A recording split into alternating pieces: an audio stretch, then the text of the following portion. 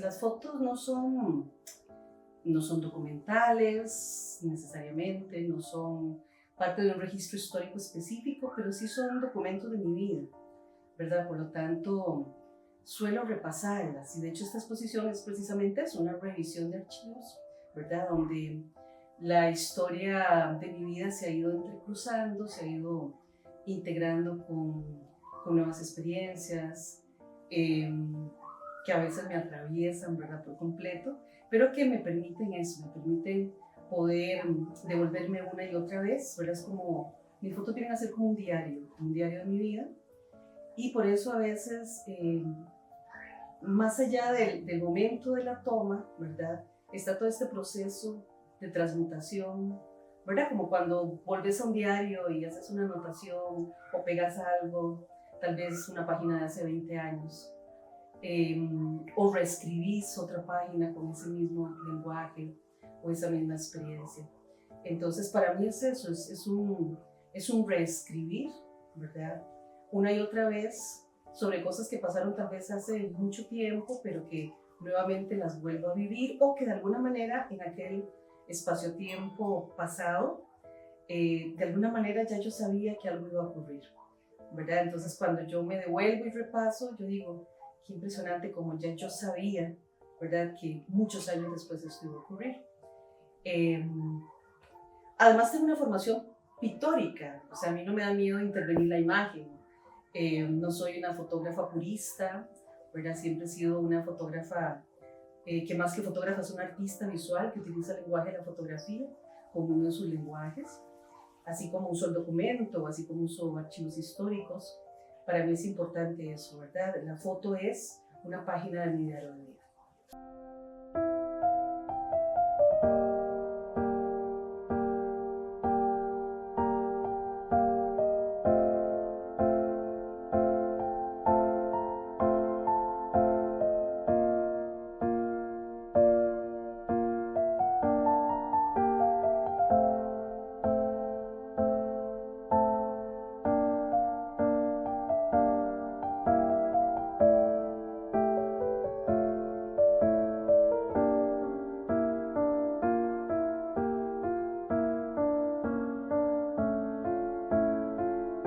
De que yo empecé con fotografía, eh, como todo el mundo al inicio hice fotos puras, que todavía conservo, que me encantan, y de hecho en la exposición estamos poniendo foto pura también, y foto analógica pura, ¿verdad? Lo cual es para mí también hermoso, o sea, después de tantos años de estar en foto, para mí sigue siendo una experiencia mágica en la aparición de esa imagen, ¿no? En el químico, y todo lo que uno puede hacer en laboratorio que sigue siendo maravilloso. Pero ya integré en esas primeras imágenes materiales, ¿verdad? Recuerdo que en aquellas primeras fotografías incluso cosía las imágenes, ¿verdad? Ya había una necesidad del coser, porque había una necesidad también de sanar heridas, ¿verdad? Para mí el tema de la herida, de la cicatriz, siempre ha sido como una cuestión de... hay varias series todavía que tengo inéditas, una se llama Desarticulados, que es precisamente cuando uno siente, ¿no? que se desgarra eh, ante la vida, ante las cosas hermosas y las cosas dolorosas de la vida. Y entonces había también una necesidad de unir, y yo cosía, ¿verdad? Y últimamente, precisamente para proyectos que tienen que ver más con textil, he estado cosiendo mucho mis fotografías, cosiendo imágenes antiguas con imágenes contemporáneas, interviniéndolas pictóricamente. He tenido una fascinación hace mucho por la imagen iluminada antigua, ¿verdad? Entonces para mí hacer la foto, intervenirla químicamente, ya sea con destrucción fotográfica, porque para mí el tema de la destrucción también es importante en mi trabajo, es lo que denota el tiempo en la imagen. Y a veces es encontrarse con fotos antiguas, deterioradas, que uno siente como la huella del tiempo en ellas, ¿no? Su propia, como dice Walter Benjamin, su propia biografía callada, que nos cuenta la historia de ese doblez, de esa puntita doblada, de ese texto, de ese amarillamiento, de esa oxidación de la imagen, lo que en algún momento es un rastro de alguna pintura que tuvo, un beso con lápiz de labios, la mancha de una lágrima, ¿verdad? Tantas cosas que puede tener una imagen yo las integro también en mi trabajo. Para mí, yo no puedo separar en mi trabajo plástico y visual y fotográfico y pictórico, yo no puedo separar mi otra parte, que es la parte de investigación histórica y la fascinación que tengo por los documentos, por las fotografías antiguas, por los procesos antiguos de la fotografía. Entonces, para mí, como son diarios de mi vida, siguen teniendo este sentido de foto artística, pero que a la vez es documento. O sea, yo en mis trabajos puedo leer absolutamente todo lo que me estaba pasando en algún momento de mi vida. Veo una imagen y yo sé exactamente los sucesos, los acontecimientos, por qué está esa grapa, por qué está esa costura, por qué está ese texto, esa raya, eh, por qué esa intervención específicamente. Y muchas imágenes las he intervenido de muchas maneras. Imágenes que para mí son importantes y significativas, ¿verdad? Las vuelvo a retomar porque son imágenes que me siguen atravesando, me siguen golpeando mucho, me siguen significando mucho en mi trabajo. Entonces hay intervención desde virados al té, incluso en algún momento hasta con mi propia sangre, eh, con óleo, acrílicos, acuarelas, lápices de color, eh, madera, clavos, ¿verdad? Cintas, de todo tipo de materiales que me acerquen a lo que yo necesito decir con ese objeto fotográfico, porque pienso finalmente que es eso, ¿no? La foto es el soporte de otro montón de contenidos simbólicos para mí.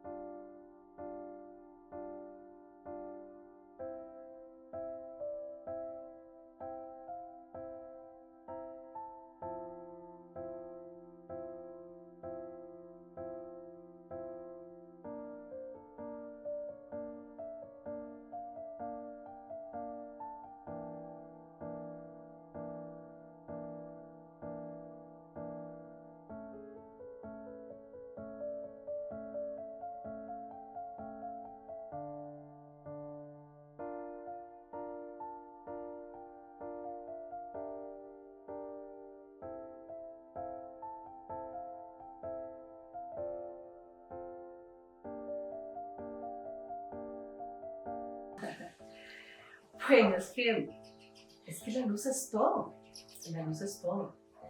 Eh, Todo lo que observamos, absolutamente todo, lo podemos hacer porque la luz lo toca. Y cuando uno hace, tal vez ahora es más difícil para los jóvenes entenderlo, porque el registro es digital, ¿verdad? O sea, se hace una imagen desde una cámara, desde un celular, y tenés un registro inmediato que es la luz transformada en información binaria. Pero cuando uno hace fotografía analógica, fotografía química, cuando uno sí puede tener acceso a lo que la luz toca, porque es algo tangible, porque lo puedes ver en un negativo, entonces uno se da cuenta de eso, ¿verdad? De cómo la luz es la que permite absolutamente que cada cosa, la más mínima cosa, la podamos ver, ¿verdad? El borde de una hoja, la silueta contraluz del ser que amas, una mirada, un ave, la belleza de una pluma en el ala de una libélula, todo es porque la luz lo ha tocado. Entonces yo pienso en eso. Vittorio Storaro tiene una frase hermosa que dice: la luz es vida, la luz es todo, ¿verdad? Porque es que sin la luz no podríamos entender absolutamente nada. Y la luz también es esa poesía, esa metáfora constante de nuestra vida.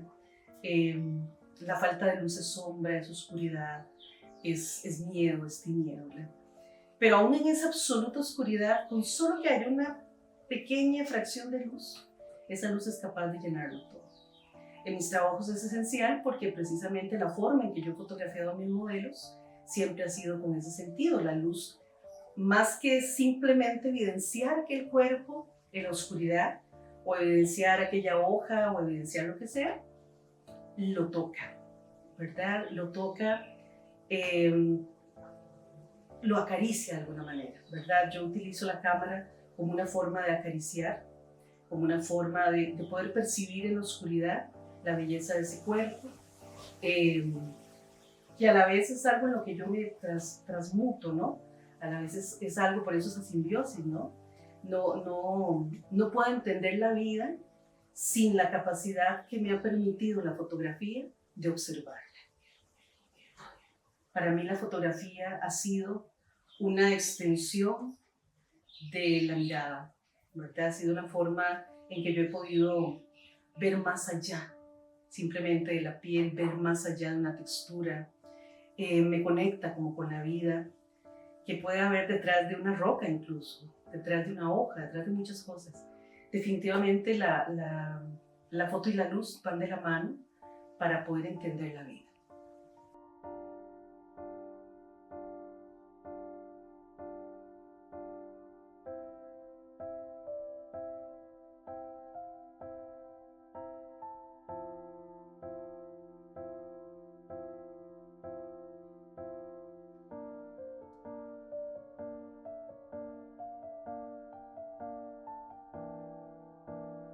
Esa técnica japonesa de reparar con oro es tan hermosa, ¿no? Es tan poética. Solemos tener los objetos cuando se quiebran y simplemente los desechamos, los botamos, ¿verdad? No los conservamos.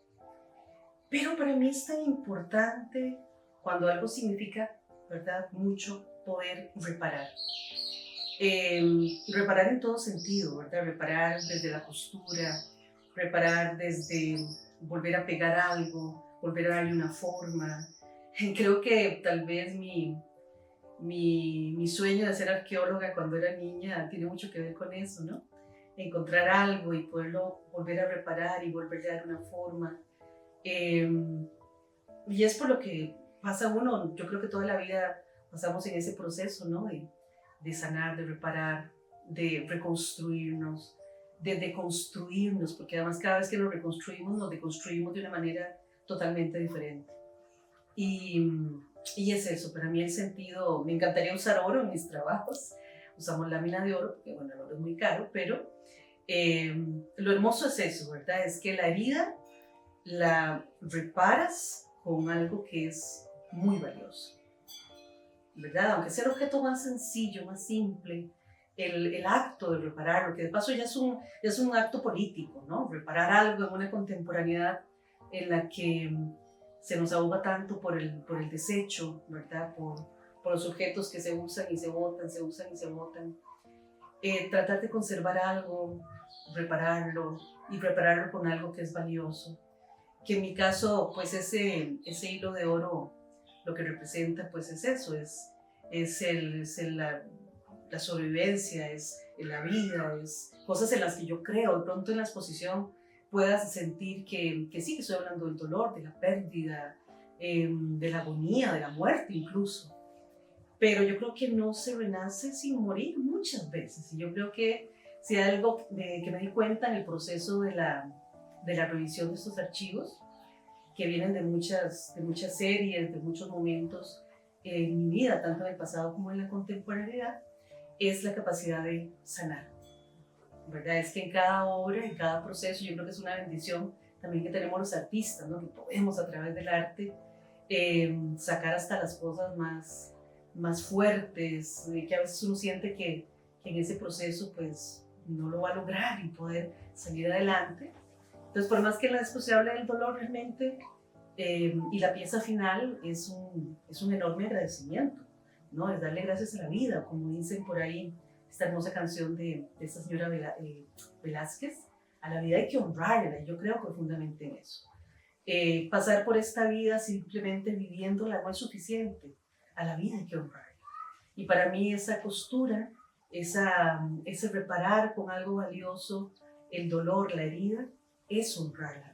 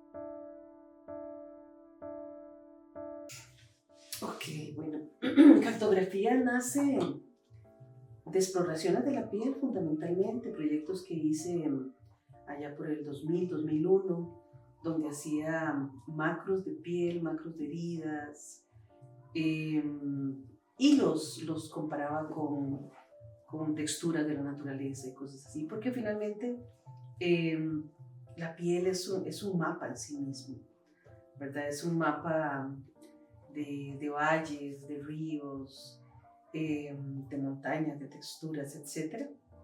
Y también empecé a investigar sobre los mapas, porque, bueno, con esto de que me encantan los documentos antiguos, los mapas son fascinantes, ¿verdad? Los mapas de la Edad Media y todas las simbologías que se utilizaban, las rosas de los vientos, ¿verdad?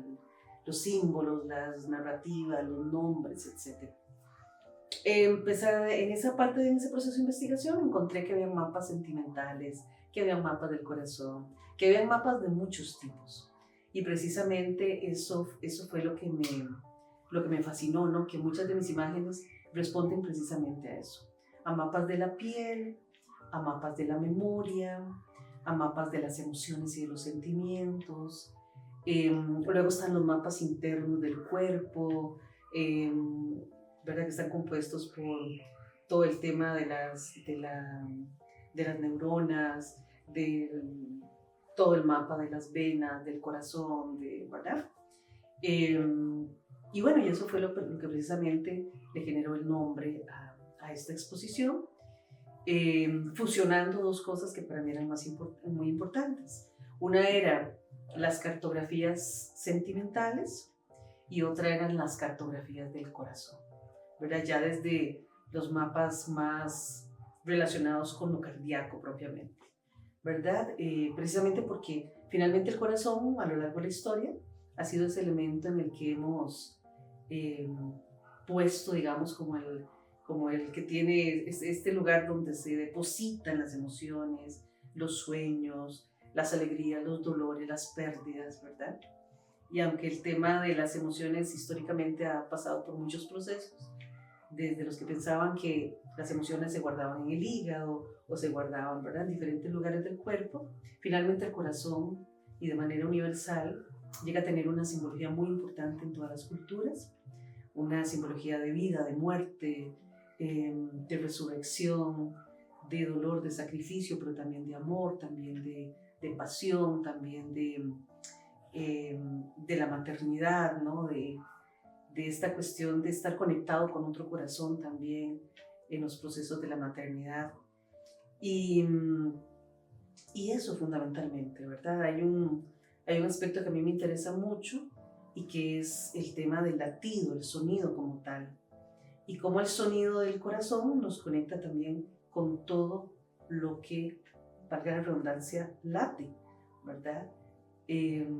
Las plantas, los animales, un río, ¿verdad? Todo tiene un latido particular y eso a mí me interesa mucho, ¿verdad? Poderme conectar con todo lo que de alguna manera denota esa particularidad, ¿verdad? Ese reloj, por eso es que también me fascinan todos los objetos, ¿verdad? Que miden el tiempo, que miden las estrellas, ¿verdad? Porque finalmente el corazón es eso, el corazón es una especie de mecanismo que mientras funcione y mientras está ese latido, ya sea una planta, ya sea un ser humano, está la vida, y cuando deja de latir, cuando se acalla ese sonido, finalmente esa máquina se detiene, ¿verdad? Y es lo que podemos llamar como muerte, pero que también es otro proceso de la vida misma.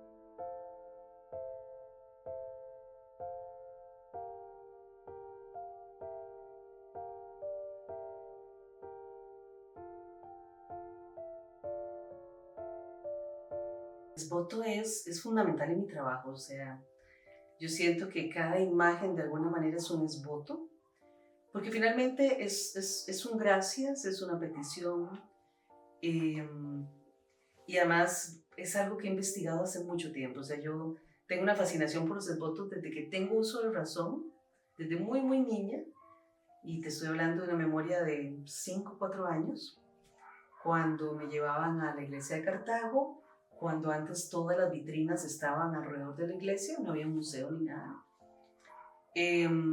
Y aquellas vitrinas estaban llenas de objetos, además no solo los esbotos de metal, sino las cosas que la gente creaba, que yo creo que eso era lo que me generaba más fascinación y un poco lo que yo hago, ¿no? Crear mis propios esbotos.